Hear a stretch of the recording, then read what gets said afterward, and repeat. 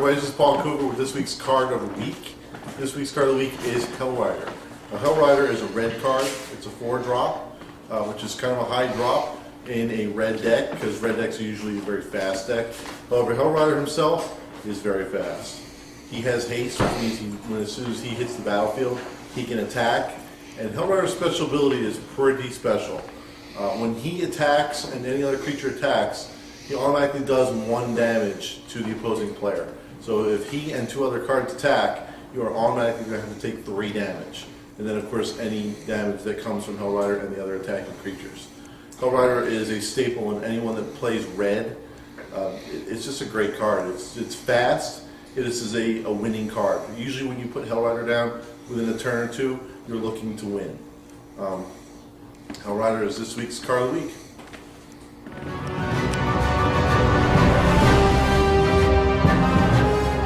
Good evening, ladies and gentlemen. Slim Jim here at Magic Seas, Mages and Sages. This week we're going to be talking about Modern. Modern is a format that is used in a lot of your tournaments nowadays because it's a collection of cards that everybody has.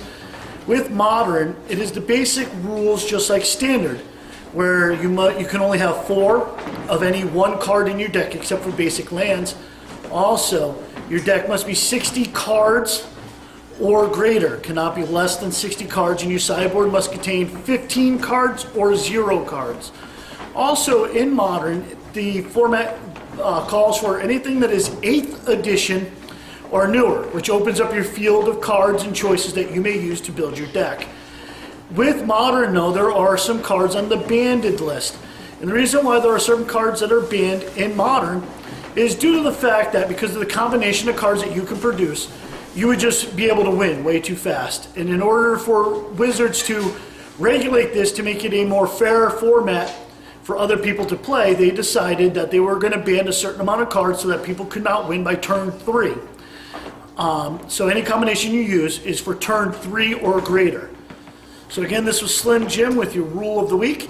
If you have any questions on the cards that are listed in the ban list for Modern, please feel free to contact us here at the shop or on our Magic Cities Mages and Sages Facebook page. Talk to you later. Have a good one.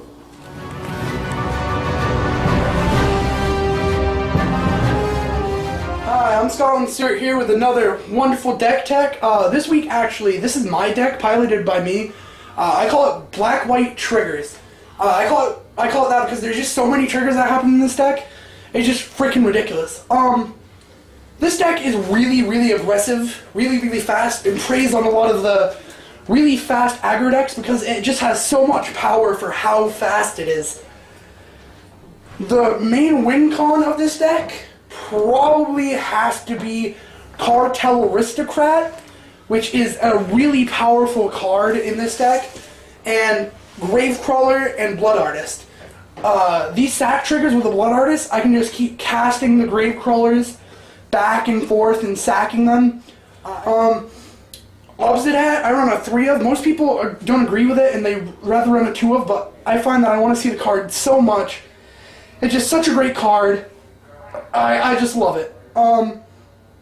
Orzhov Charms, really good removal. Gerolf Messenger, really powerful card in Zombies. I just can't even describe how many times that card has won me a game.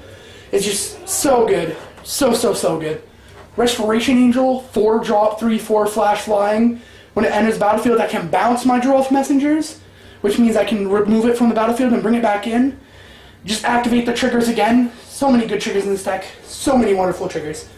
For the land base, 4 ISO Chaps, which are isolated chapels. My bad.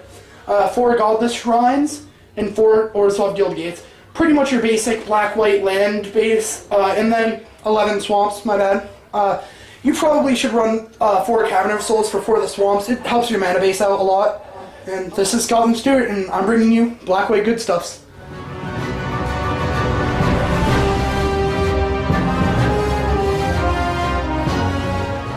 James Foss is running his Naya Blitz.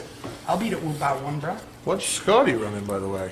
He's running some kind of Orzhov Zombies, I think is what it is. Well, Strong obviously, with that deck, bro. obviously did some good I'll tonight. play your deck. I'll beat you with your own deck, bro.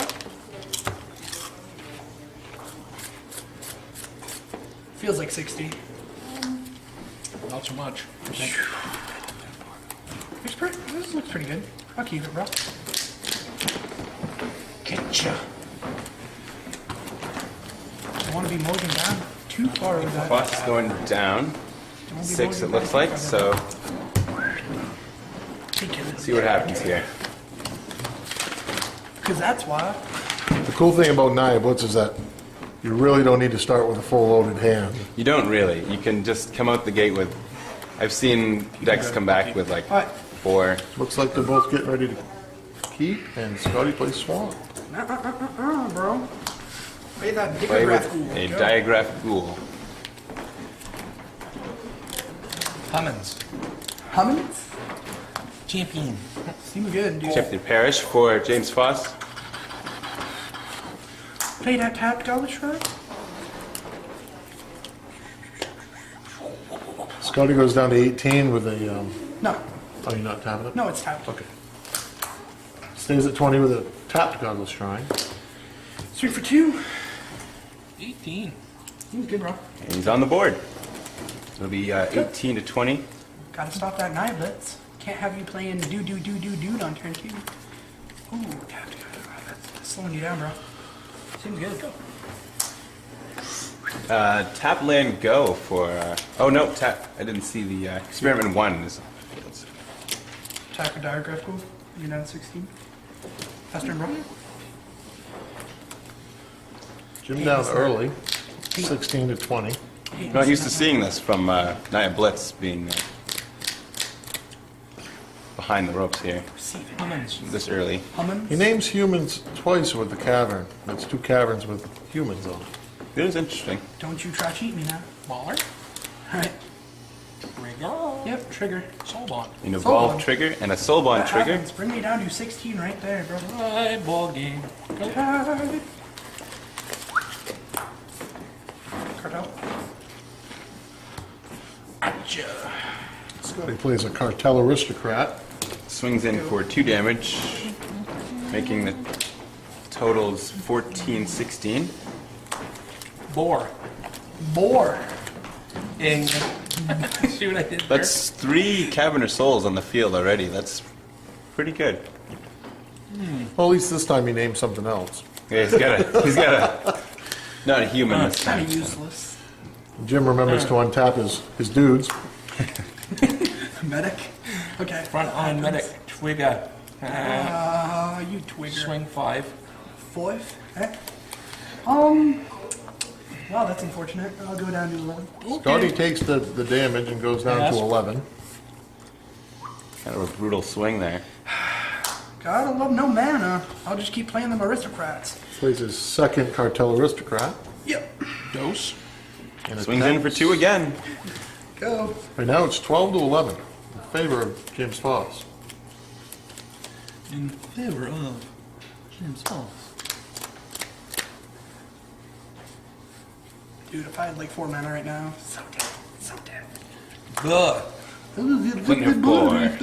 Big board on the board. Declare 3, 6, 2 is 8.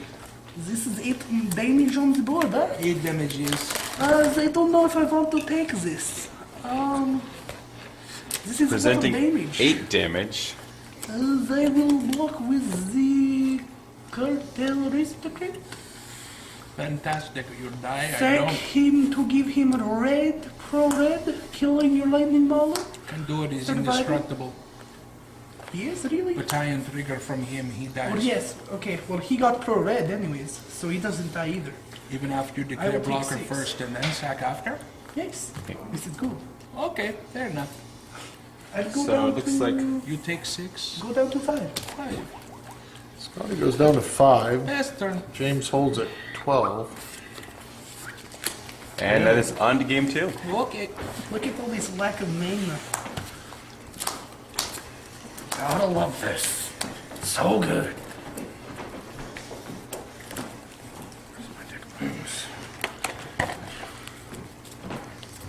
Does he get this part up here? In between. He can edit in between you. He doesn't have it. That's why I did it. Because I know he's going to edit it out. He edited out most of the stuff that Derek and I hackled back and forth. This seems really slow versus you. I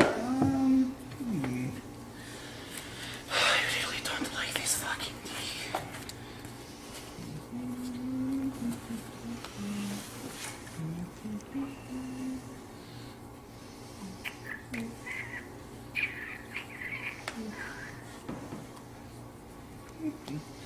That seems good to board out versus you, right? Sure. I hope it does. I mean, What probably was that? cartel, unless I have a grave crawler on the board, then you don't want to go for it. Because I'll just be like, yeah, it's that grave crawler. You're useless, Fiend Hunter. It's a 1/3 blocker for 3 mana. Ooh.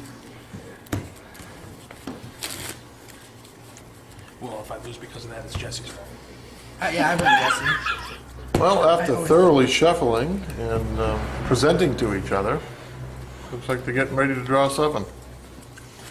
Maybe we can get this game underway here. Dude, If I'm you're, starting at 80 and drawing 5. if you're Scott, what do you expect to be seeing here in game 2? What do you think you would be afraid of? Well, I offensive? see that James Foss Yeah. sideboarded in 9 cards out of his 15-card sideboard, which is That pretty hefty. A lot of cards. I didn't think that he did that poorly, so I don't know what, if he'd put better things in there. So this should be a Creepy decent crawly. game 2. Creepy crawly. Scotty plays land and plays diagraph cool. Cummins. Cummins. Ah, Champ. Seems good. Same turn 1 plays as game 1.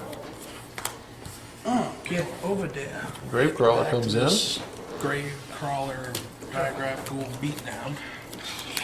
Foss quickly down to 18. Foss is quickly down to 16. Take that. Foss damage, choosing to take the pain from the land coming in. I like that. Cast a actually. blind So I go- obedience. Drawing. That card normally helps me, but it's not really that wonderful. We'll play a Giraffe Messenger. China's tapped anyways. Do it, you won't. Attack for 4. A lot of Scott's cards come into play tapped, like the diagraph ghoul and Joss Messenger. So But the cool thing about them, though, they come in doing something anyway. So, like, Geralt's Messenger dealing 2 damage as he comes into play. that's pretty good. On the other side, the blind obedience doesn't help him in that respect. Yeah, that happens. Am I taking 3? Swing 3. Swing Champion dash. triggering up to 3 really quickly. Pass turn. Could get things rolling here. Tap land and all in to the red zone. That's 7. 2, 4, 7 on the 3. That's turn.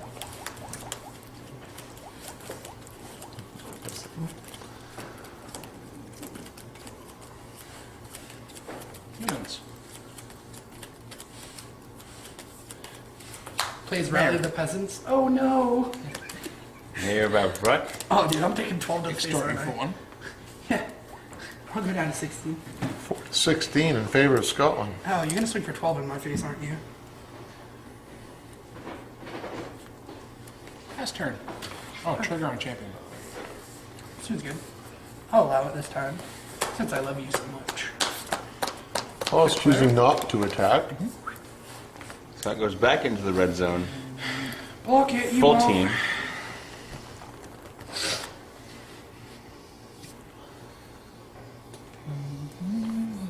If you're James, how do you block here? Because you know that Jarrell's Messenger. Is Well, it's a gonna- little deceptive because the Mayor of Averbrook makes everything 1 bigger, so Block There's kill. perfect trades there. Yeah, he's dead. I'll take 3. You die. Oh no, nope, you're at 1. Yeah, my bad. Sorry, I forgot the exalted trigger. You're at 1. From the messenger. Resto Angel. Link out the Giraffe, kill you. And Three? here comes Three? Restoration Angel to finish off the match. Restoration saved the day, blinking out the Geralt's Messenger, forcing James to take another 2 life. And that was a quick game too, just like game Probably one. shouldn't have just kept quick. up the land hand. Alright. My hand was pretty good. 2-1 drops, lingering souls, drew off messenger. So I mean, I wasn't complaining. And then I just drew everything in the world. So it happens, I suppose. Actually, I had 3 lands. Drew off, lingering souls, 2-1 drops. Yeah, that was my opening hand. And then I top decked resto, and then the tapped black-white land. So I seemed pretty good. Taking out cards, I see. Foss going back to the sideboard. Maybe he had seen something that game that he didn't like. Let's see. I kind of like that card versus you. On it. Your deck is pretty ridiculous. Vile Rebrisket versus you, right? You're playing good burial rates, right? Okay, I'm gonna put in just 4 Purified Graves. An early presentation this time, so. Take my This day. is actually James Foss's 3rd week in a row being in the feature match here at see Mages that. and Sages. Only because I'm home. He's 1-1 right now, looking to be 2-1 in the feature match. So.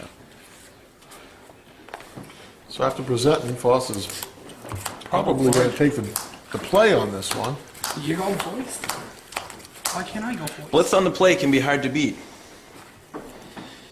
Especially when you draw 7 lands. No, I'm gonna keep it. YOLO. Just kidding. I'm not gonna keep 7 lands. I didn't draw 7 I'm not lands. going to keep your hand that only has 1 in it again. Do it, you won't. I'm pretty sure I haven't seen a single red land yet for the Blitz deck. I've seen a lot of Cavern of Souls. Maybe that's what he sideboarded out. Who knows? Maybe he took out a couple of stomping grounds. 9 stomping grounds. Sleeve is ripped. Can I change it? Yeah. Nope. Play. You won't. Judge. He's cheating. Mac and Cads. You cheating. For days. Oh no. I'm able to run 4 Black Lotuses, right? Well, if Jim builds your deck, you can run 6. Right? I'm good. Okay, turn them on Lightning Bolt. No, turn 2 Dizzy Mortars. Oh, Speaking of the red land, here we go. Try this again. Turn one play. Champion. draw. Tragic Slipper? You know it. Dagger. What I noticed about when I play Naya Blitz is that you take a lot of damage yourself from your own pain lands. You do, and that does add up, and sometimes it puts you back into... Sometimes it's a race of do more damage than your dealt damage. Burning Tree? That guy, that guy, that guy, that guy. Burning Tree? That A guy. small combo. That guy. Ooh. Okay. And this is exactly I what died. it does. So 2 Burning Trees come out, Yeah, I'll take 5. and Mayor of Averbrook. Pass? Triggering champion up I real lose this big. game. I really. This, and ladies and gentlemen, that's how Blitz works. Emissary into something else. Flinthoof 4, Mayor of Averbrook. In this case, Mayor of Averbrook. Quick pump. Pumping Yeah, sure. everything and Champion? That a happens. champion of the parish. I'm just gonna stall you into 4, mutilate. 5, 6, 7, 8, 9, 10, 11, 12. Yeah, we'll probably block that champion of the parish. For 6. Good at 9. Presenting big damage. 18-9 right now in favor of Mr. Foss. Huge board presence early on. I don't know if the zombie deck can come back from this. What do you think? I don't know what he has for Flash removal Nova's on at? this right now, but I'm doubting it has any kind of board sweeping. There's an awful lot of pressure on This the other zombie side of deck the board. has like spot removal, but nothing to clear the board with. Reckoner, Blasphemous Act. YOLO.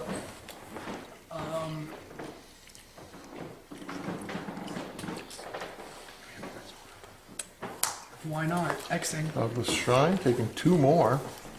Unfortunately, that Gravecrawler will not be able to block, so We gotta find. With that cartel can. Yeah. Oh, damn cartels. Scotty plays Cartel Aristocrat. Well, you may go, sir. I believe I die anyways, but okay. And there's a pass turn. 7, 8, 9. Yeah. Should have probably massacred your champion. Or your mayor. Declare. Yeah. Into the red 9, zone. 10, 11, 12, 13, 14? 13, 14, With everything but mayor. 3, 6. 8. Happens. And Oh, the third game was over. just like that, Just like I'll play my Temple Guard. out the gate comes Nia Blitz, and 3 weeks in a row. It's tough to beat. it is. It's a fast deck. Comes right out the gate, hits you hard, and then you just can't come back from it. If it Well, everybody, that was James Foss Jr. versus Scotland Stewart at Magic City Major and Sages Championship round at F&M. See you guys next week. Yeah. Won't see me next week. I'll take it next week for you, Jim. Don't worry.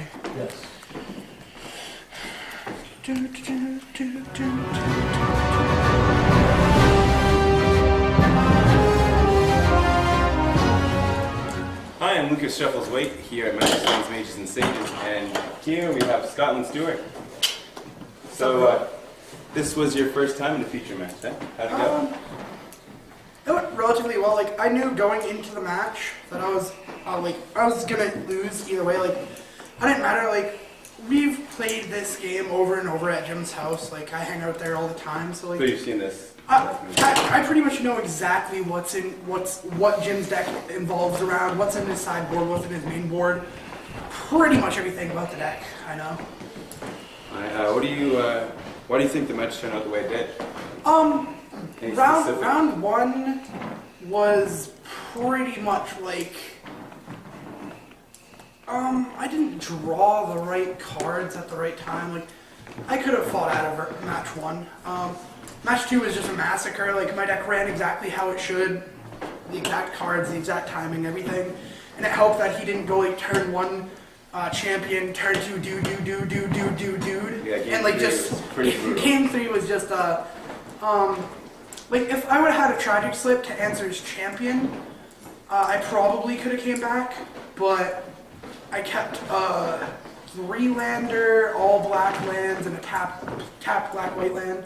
So I knew I wasn't coming out of the gates that fast. And when I saw him do turn one champion, I was like, okay, so hopefully he doesn't go dude. And then turn three was just like dude. And his third dude was Mayor Battlebrook, which made it really hard to fight out. That was tough. Yeah, that was really tough. Is there anything else besides that one instance that you could have done differently, or maybe something you could have sideboarded in, or? Not really. I pretty much sideboarded that deck exactly how it needed to be in. I mean, sideboarded Mutilate and 2 Pacifisms. And you just didn't see any of that? I didn't see the Mutilate. Like, I was hoping to see the Mutilate in my opening hand. It would have helped you a lot in Yeah, that last game if you could have. Yeah, Mutilate is a really strong card versus Nia Blitz if you can just stall out until turn 4. Because my guys have much more power than all of his guys. Because they all do something when they enter the board. So they're just not like, end of the board, next turn I'm going to beat you. It's end of the board, instant take damage. Yeah. What do you think was your toughest match overall tonight? Tonight, my toughest match would probably have had to be a Boros aggro deck that Stefan played. It's really overall aggressive. It has strong impact has strong impact before and after sideboard. I mean, I beat it, but it definitely wasn't easy. Like none of the rounds were just turn 1 dude, turn 2 dudes, turn 3 Gerolf and just smash. Like basically versus hit deck, it was just a lot of still play, and then Blood Artist winning the match overall, like just sacking 9 dudes and just like sacking 9 dudes when he's at like 10 life, and then sacking a Gerolf Messenger wipes him out. And his deck, just Aurelia. Aurelia is just a rough card to I heard face. that took you out in one of the games there. That's Yeah, it was kind of like Rough. I'm at 15, he's at 1, I think I have the game, then he just plays Aurelia and one Spells you swings me and I'm gone. So it's a really rough card to fight around. Was there any match that you thought? I know a lot of decks were pretty tough tonight, but was there any that you had an easier time with? Like, I faced a Rule Wolf deck that Glenn plays. The deck was just kind of easy to beat. I mean, just not a lot of anything threatening in the deck. An easy 2-0. nothing scary for your zombies. Zombies have... Werewolves don't have enough impact when they hit the board, and zombies always have impact when they hit the board besides the one-drop one, so it's just really powerful. Mind-blowing. Alright, the other question, what was your inspiration for the build of this deck? Did you, was this the net deck? Did you No, pick this it up? I'm pretty sure you can find a deck like this online, but I never looked online for the deck list. I was looking for a deck that could compete with how powerful the Black-Green Ooze deck that Brian Keebler runs. Yeah. The Black-Green deck he runs is like all indestructible, all regenerate dudes. And I wanted to run that deck, but I couldn't find the cards to run the deck. So I decided on a deck that was just as powerful versus aggro and band control, which I faced a band control at a 1K and just annihilated it. So I was pretty satisfied with the deck completely. Do you think you're gonna find the pieces to build this deck later on? This next set, the cards that are already spoiled are really like mind-blowingly powerful for black-green. So I'm hoping to just grab the cards up and just blow away everybody with the black-green deck I have in mind. Alright, well, I'm Lucas Shufflesweight, and this is Scott, and good luck next week. Hopefully, maybe we'll see you here in the feature match. Maybe you'll be here at the winner's table. Yeah. Okay, that's it. Have a good night.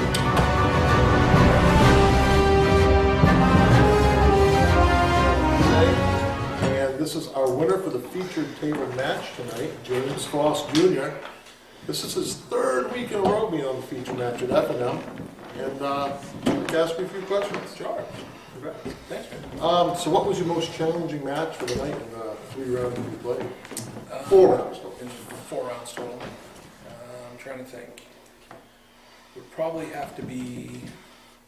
Trying to think of who I played. Yeah, I would have to say against my wife's deck, actually. And your wife is who? Tracy Foss. Okay. She runs a rural hasty aggro deck that we put together at the house. And I think one of the games we played, she actually had one creature she had with double volcanic strengths on it, and where I'm running Naya, it kind of makes it a pain to get rid of. Because of stomping ground. Right, you know. She was probably my biggest challenge that I had for the night. Cool. So the feature match was The feature match, Scott and I had put that deck together. It's kind of like the original deck that you'd helped me build when I first started playing the Black White Zombies with the Blink for the Jaral's Messengers. Obazad is a bomb. If he can get, But you didn't get to see it. No, I didn't get to see it, which was a good thing. It's a good matchup, but if I come out the gate, like obviously game 3, you know, it's tough to try to play catch up from that. You know. Right. So being 3 weeks in a row, playing Derek Jones, myself, and Scotland Stewart tonight, do you feel a different kind of pressure between a normal round and a feature table match, or is it the same to you? And how do you deal with that kind of pressure when you feel it? To me, it's the same. It's still a game. A lot of it depends on who I'm playing against, because I have to. Derek is usually an Esper control person. You're always a mid-range aggro person. If I face Scott, you never know whose cards he's got and what he's playing. So, and a lot of it's mindset to make sure that you know kind of who and what their play style is, and that's the way I take it. And I've gotten so that it's. Is there a certain style that you don't like to play against rather than that you do like to play against? I would rather play against stuff that has win cons in it. Lucas, wait. rather than stuff that actually, you know, it's either a win-win and not go all the way to time on game one. Right, I hear you. Well, cool. So how did that last match that you just played with Scotty, how did that differ from the last 3 matches that you played at the feature match table? How did it go relatively towards... I guess I'll contrast on all 3. Scott's match, I knew what was exactly in his deck and his sideboard. So to me, I know immediately game 2 what I'm taking out, what I'm putting in. Right. I made the very bad mistake of putting line obediences in and realized that, oh yeah, most of his zombies all come in tap. That was kind of pointless, which I immediately changed game 3. Your deck, you are constantly tweaking your deck non-stop. So I never know what I'm going to face when I play you. Same as with Big Jim, same as with half the other guys that play here in the shop and girls. Derek has just been playing cards for so long, it's like he was born with magic cards in his hand. Whether he's playing Bandaras or he's playing Esper Control, you just never know what he's going to bring to the table whenever he shows up at the door down there. Cool. So what have you learned from your Naya Blitz deck from week to week that you like out of it and what you don't like out of it? What does it play strong against and what does it play weak against? It plays strong against control matchups. It plays pretty decent against normal aggro. Hasty aggro, it's kind of a mad dash. If you get a mirror match, it's who's going to win the dice roll and who's going to pretty much play guys, get them turned, and start bashing people first. Mm-hmm. The one thing that I found that I don't like about the deck, it has a lot of pain lands in it. One of the games that I played against you before you and I went to the top match last week, I think I took 8 points of damage just to get enough mana to play, you know, and that's 8. Which your opponent isn't. That's right, exactly. Well, cool. Well, is this a deck that you're going to plan on, I mean, being top dog, you know, the last couple of weeks? Yeah. Being top dog, is this a deck that you're going to continue to play, do you think? Do you like it that much, or do you think that you see yourself brewing something else in the near future? I've got something else in mind right now. Something you've seen on the internet, or Something is it else something that I've you... seen. in this- Well, part of it is cards that I want to leave in that I like, especially like the Burning Tree Emissary and stuff.